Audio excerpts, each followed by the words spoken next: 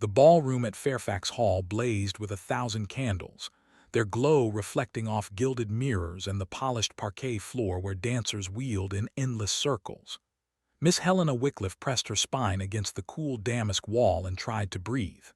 The air swelled with perfume, sweat, and the low thunder of conversation, a tide of voices discussing marriages, fortunes, and the latest on dits with the same hungry relish. She was a baronet's daughter, intelligent enough to know she was tolerated rather than sought. Her gown of pale gray silk had been altered twice and still hung without conviction. She had smiled at the correct moments, accepted a quadrille with a nervous curate, and parried two thinly veiled insults from a dowager regarding her family's modest income.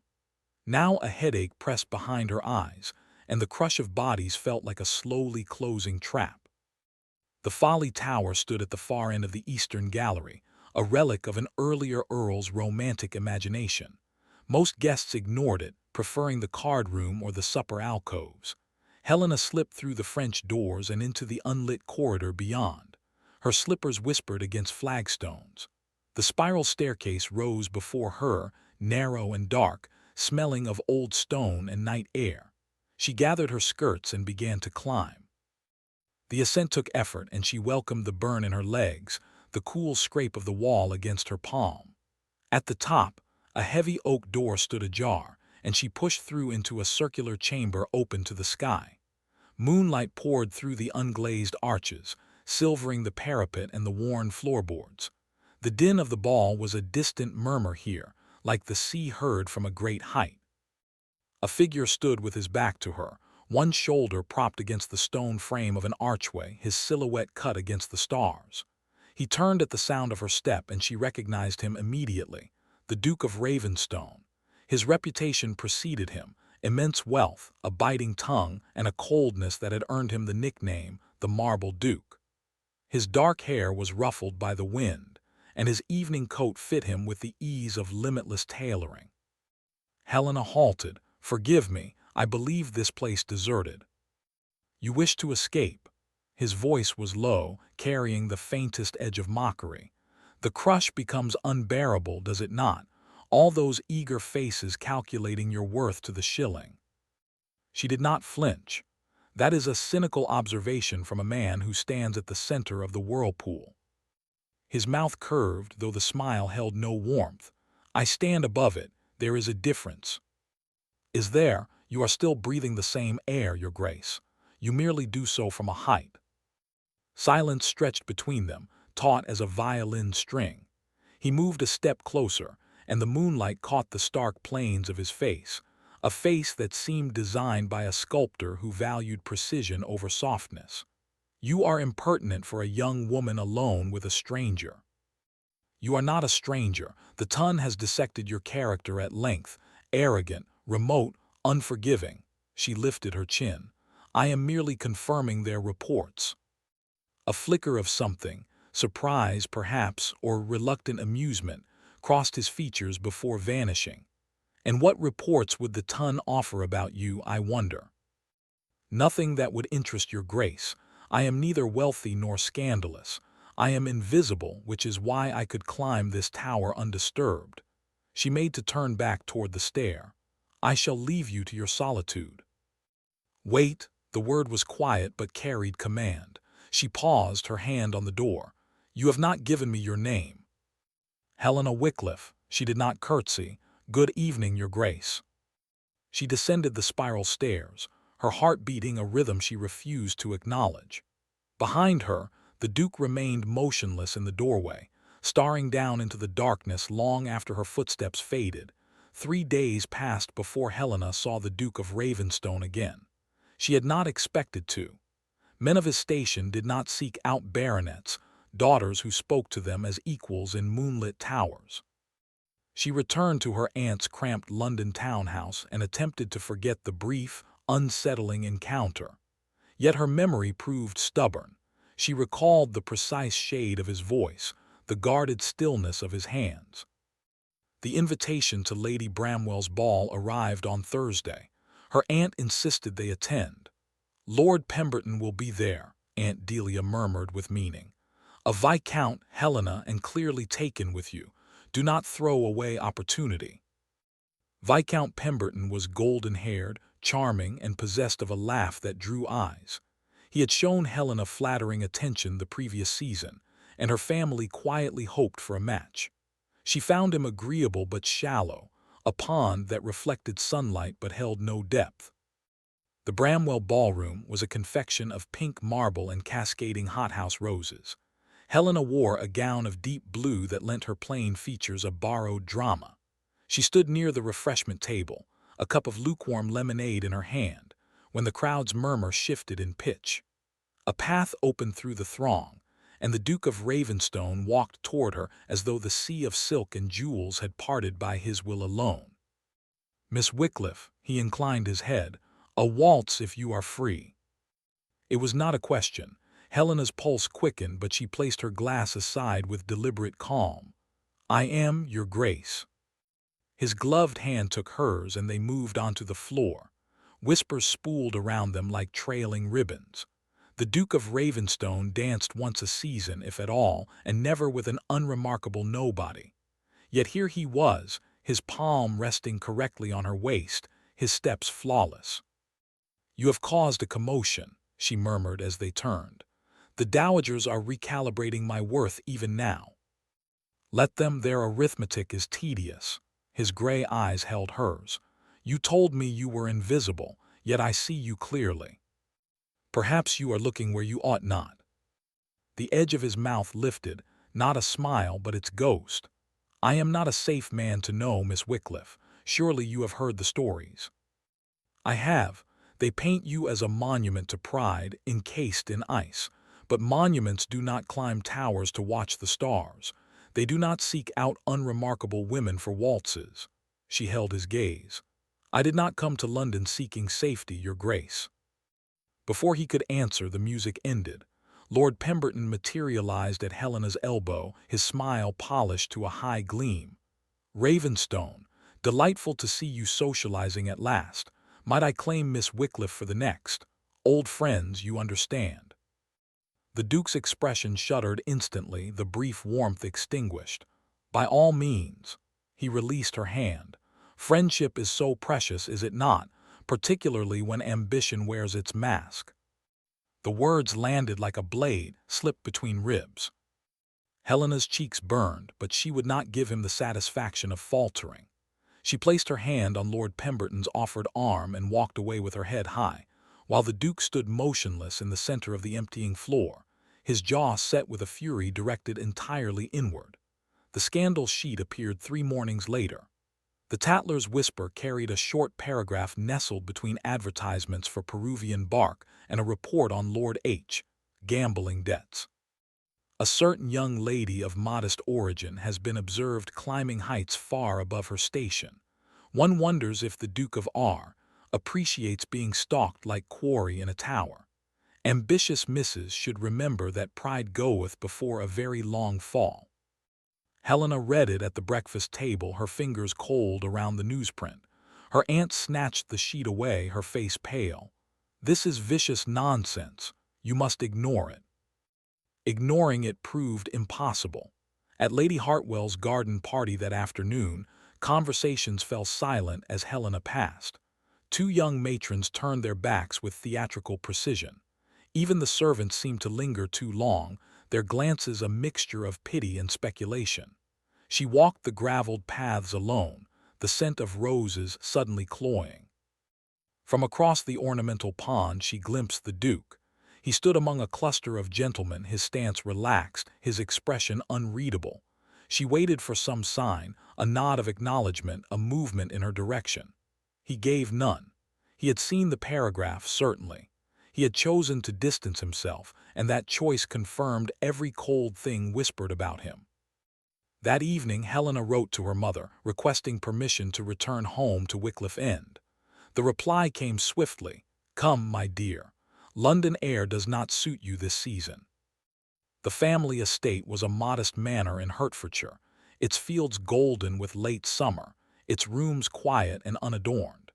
Helena spent the first week walking the lanes, reading in the neglected library, and convincing herself that the ache beneath her ribs was merely wounded pride. She had not cared for the Duke.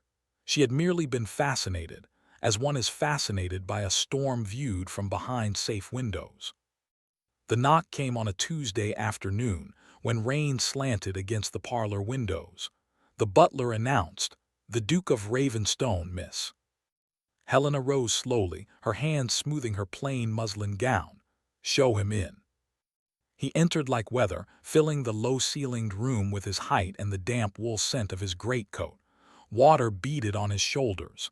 He had ridden through the downpour, she realized. "Miss Wycliffe." "Your Grace, this is unexpected." She did not offer tea.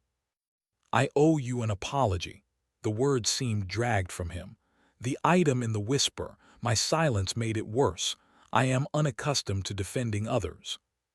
"You are unaccustomed to considering them at all." Her voice was steady. "Tell me what you want. You did not ride 40 miles in rain to polish your conscience." He flinched, the movement almost imperceptible. "I wanted to see if you were well."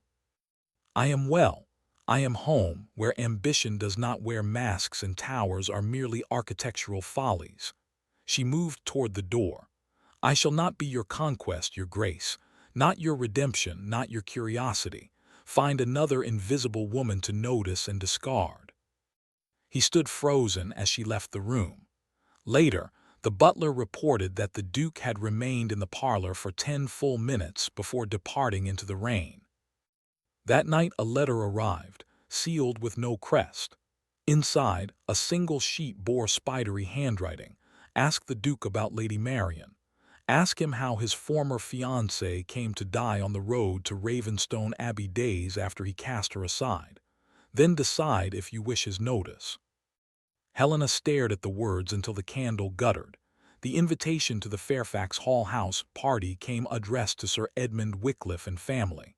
Helena's mother, who understood little of scandal and much of social survival, insisted they attend. "A fortnight in the country with respectable company will silence the gossips. Lord Pemberton's mother is a Fairfax cousin. You will see him there." Helena packed her trunk with resignation. The tower would still stand at the end of the east wing. She would not climb it again. The first 4 days passed in a blur of archery contests, charades, and elaborate picnics. Lord Pemberton was attentive, fetching her shawls and laughing at her witticisms with studied devotion. She found his company increasingly suffocating, his charm a gilded cage she was expected to enter willingly. On the 5th evening, after a dinner of 12 courses and endless, circling conversation, the old restlessness seized her. She excused herself, walked the eastern gallery, and stood at the foot of the spiral stair. She climbed. The tower chamber was unchanged, open arches, a floor silvered by moonlight, the distant murmur of the house party below. And the Duke stood beside the parapet, his hands resting on the stone, his profile sharp as a cutout against the night sky. He turned as she entered, and his expression shifted through surprise into something resembling painful hope. "I guessed you would come," he said, "eventually. I told myself I would not." "So did I," he gestured toward the archway. "This place, it has become a compulsion. I stand here and wonder what I might have said differently." Helena joined him at the parapet, maintaining a careful distance. "You could begin with the truth. I received a letter after you left Wycliffe End. It spoke of Lady Marian." His entire body went still. When he spoke, his voice was stripped bare. "Marian was my fiancée 2 years ago. I discovered her correspondence with another man, a captain in the Guards, 3 weeks before the wedding. I ended the engagement privately. There was no public scene. I told no one the reason. 4 days later, she rode out alone toward Ravenstone Abbey, intending, I believe, to beg my forgiveness. Her horse threw her on the rain-slicked road. She died before anyone reached her." The words hung in the cool air. Helena absorbed them slowly. "You blame yourself." "I broke her heart. She rode recklessly because of me. The ton assumes I discarded her cruelly and I let them. It is easier than explaining that I was fooled, that I trusted and was repaid with deceit." He turned to face her, and the moonlight revealed the raw agony beneath the marble surface. I vowed never to be so blind again. Then I met a woman in this tower who looked at me without calculation, and I was terrified. Helena held his gaze. You have been using guilt as a fortress. It keeps everyone out and it keeps you frozen. His hand rose, hesitated, then cupped her cheek with a gentleness that contradicted every rumor. Helena, her name unadorned by title. He kissed her. The world contracted to the warmth of his mouth. The rough stone at her back, the distant echo of music. And then he pulled away, his breathing ragged. I cannot offer you what you deserve. The title, the wealth, those are empty. I am still half-haunted, still afraid. I would not make you pay for old wounds. Helena straightened, her heart a bright, painful knot. Then do not offer. I did not climb this tower to demand promises. She stepped toward the stair. When you are ready to stop hiding, you know where to find me. She left him in the tower, alone with the stars and the long, cold night. Lord Pemberton proposed in the rose garden at Fairfax Hall, one knee pressed to the gravel, a velvet box open in his palm. The diamond within winked in the afternoon sun like a conspirator. Helena, I have long admired your grace and intelligence. Make me the happiest of men. She looked at his handsome, eager face and felt nothing but a hollow weariness. I need time, my lord, a week. I shall give you my answer then. His smile faltered briefly, then recovered. Of course, take all the time you require. She returned to Wycliffe Inn the next day and spent 3 days walking the fields, the ring box unopened on her dressing table. On the 4th morning, a servant announced the Duke of Ravenstone. She found him in the parlor, his greatcoat spattered with mud, his eyes blazing in a face pale with exhaustion. You cannot marry Pemberton. She folded her arms. You rode through another storm to tell me this. You forfeited any claim on my choices. I know. He dragged a hand through his disordered hair. I know I have no right, but Pemberton is not what he seems. He is deep in debt. He needs your family's connection to a shipping interest your uncle controls. He will use you. And you will not. You who announced nothing, who kissed me and then withdrew into your fortress of guilt. Her voice trembled, but she would not let it break. Tell me what you offer, your grace, or leave me in peace. He had no answer. He left. A week later, at Lady Castlereagh's London ball, the Duke appeared before the entire ton and requested Helena's hand for the first waltz. She accepted, trapped by public expectation. When the music ended, he claimed a second dance, a brazen violation of propriety that sent shockwaves through the ballroom.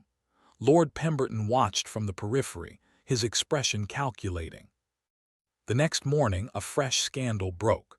The Tatler's Whisper reported that Miss H.W. had been seen alone with the Duke in a compromising situation at Fairfax Hall, and that her sudden engagement to Lord P. was an attempt to salvage ruined virtue.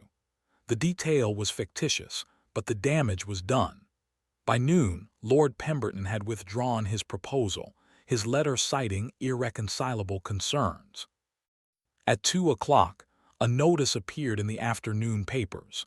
The Duke of Ravenstone announces his engagement to Miss Helena Wycliffe of Wycliffe Inn, Hertfordshire. He had not asked her. Helena read the announcement with a cold, sinking fury. He had not even asked. Ravenstone Abbey was a vast, grey stone edifice set among ancient oaks. Helena arrived as the Duke's betrothed, but felt more like a prisoner being transferred to a gilded cell. She maintained flawless courtesy throughout the carriage ride, through the staff's welcoming line, through the formal dinner served in a dining hall that could seat 80. She answered his remarks with monosyllables, and retired early, pleading fatigue. He came to her the next morning in the long gallery, where she stood before a portrait of a dark-haired woman with laughing eyes. Lady Marian, he said quietly, painted the year before she died. Helena did not turn. You announced our engagement without my consent. You made me a commodity to be bartered. I made you safe. His voice cracked. Pemberton was behind the gossip. He planned to ruin you and then withdraw, leaving you no choice but him or disgrace. I acted to stop him. You acted to possess me. There is a difference. She faced him. Why did you bring me here? He gestured toward the portrait. Because I want you to understand. Marion lied to me for months. I believed her affections genuine while she schemed with another man. When I discovered the letters, I did not rage. I simply ended it coldly, finally. She died trying to cross a flooded ford to reach me. Since that day, I have believed myself incapable of trusting anyone. Then you climbed a tower and looked at me as though I were merely a man. Helena studied the painted face, the high cheekbones, the secretive smile. You were not responsible for her choices, and I am not her ghost. I know. He stepped closer and his hands hung at his sides, uncharacteristically helpless. I am asking you, not commanding, not manipulating, to let me learn to be worthy. I will court you properly. I will answer every question. I will not hide. The days that followed were strange and tentative. He walked with her through the gardens, pointing out his mother's favorite roses. He showed her the library, where first editions lined the walls, and confessed his boyhood dream of studying astronomy. Slowly, the ice between them thawed. One evening, as dusk painted the parkland in shades of plum and gold, he took her hand and pressed his lips to her palm. I am terrified of losing you, he murmured, and terrified of deserving you. She touched his cheek. Then stop being terrified, be present. He smiled, a true smile that transformed his severe features into something almost boyish. I will try. The letter arrived the next morning, slipped beneath her door before dawn. She recognized the handwriting from the anonymous note weeks earlier, Pemberton's script. Your father has debts, significant ones. I hold the notes. Jilt the Duke and marry me, or I ruin your family. You have 3 days. Helena brought the letter to the Duke without hesitation. She found him in the library, already dressed, a cup of coffee cooling beside a stack of correspondence. She placed the paper before him and watched his face turn to stone. Pemberton, he said, not a question. He has purchased my father's debts in secret. He means to force my hand. The Duke rose, and the calm that settled over him was more terrifying than rage. He has made a critical error. He believed I would not retaliate because I value my dignity. He forgot that I value you more. Over the next 48 hours, the machinery of the Duke's influence ground into motion. He dispatched riders to London. He summoned a discreet man of business who arrived with ledgers and letters. He uncovered a web of Pemberton's financial misdeeds, gambling debts, forged signatures, a scheme to defraud a widow of her inheritance, and compiled them into a dossier that would destroy the Viscount utterly. At the Harringtons' grand ball 3 nights later, the Duke of Ravenstone entered with Helena on his arm. He did not dance. Instead, he requested a moment of the host's attention, and in a clear voice that carried across the silent ballroom, addressed the assembled ton. A lie has circulated regarding Miss Wycliffe's character. I am here to correct it. He produced the dossier. The author of those falsehoods is Viscount Pemberton, a man who sought to coerce a woman of honor into marriage through threats and extortion. The evidence is now in the hands of the magistrate.